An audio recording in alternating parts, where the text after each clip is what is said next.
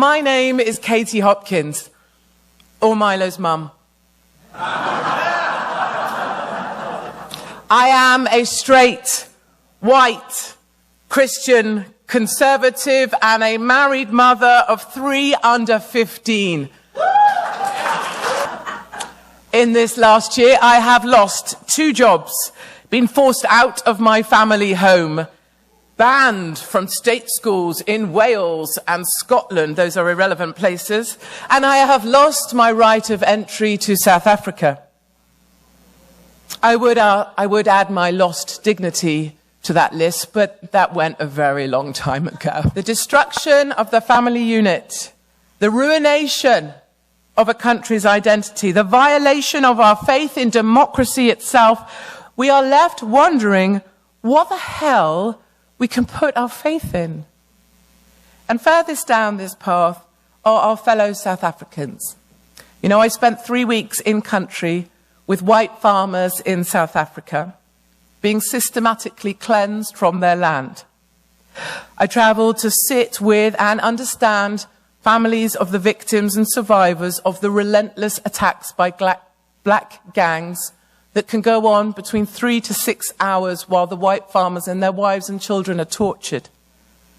I lived on the farms of future victims, just as I promised you I would a year ago, almost to the day, right here.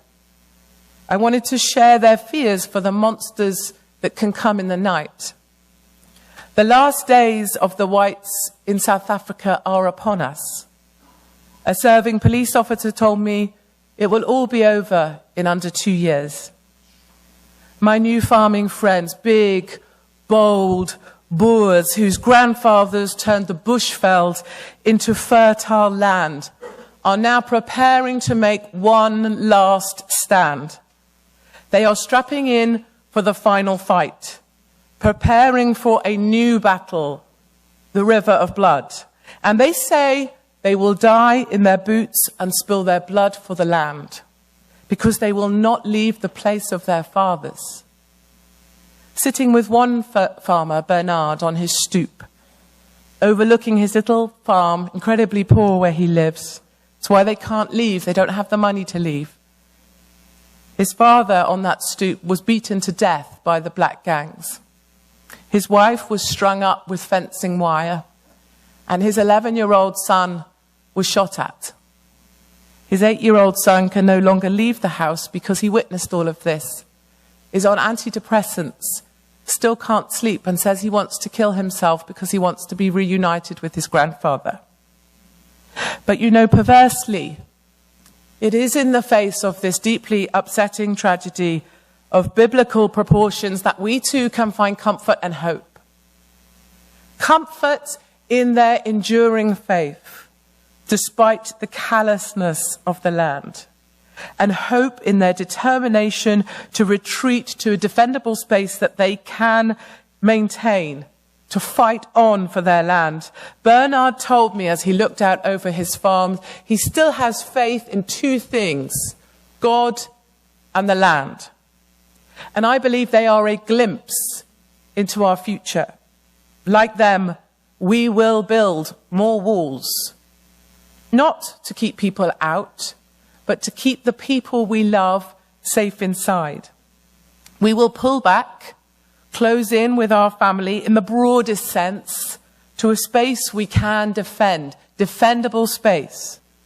For Christians in Western Europe, I believe we will move east to Poland and to Hungary, countries where they know what it means to be invaded and to lose everything, and are now proud defenders of our Christian culture. To the AfD, who helped overthrow Merkel just this election in Germany. Woo! To Orban in Hungary, to the Law and Order Party in Poland, and to the true French patriots led by Marine Le Pen. Vive Marine! Vive Marine! We are united in our fight for freedom and to keep the people we love safe inside. We will fight for our country. I am a nationalist, and I am proud to be one. Our South African brothers and sisters are leading the way, readying themselves to make one last stand. Together, we can do this. We promise we will keep the faith in God and in the land. Thank you very much indeed.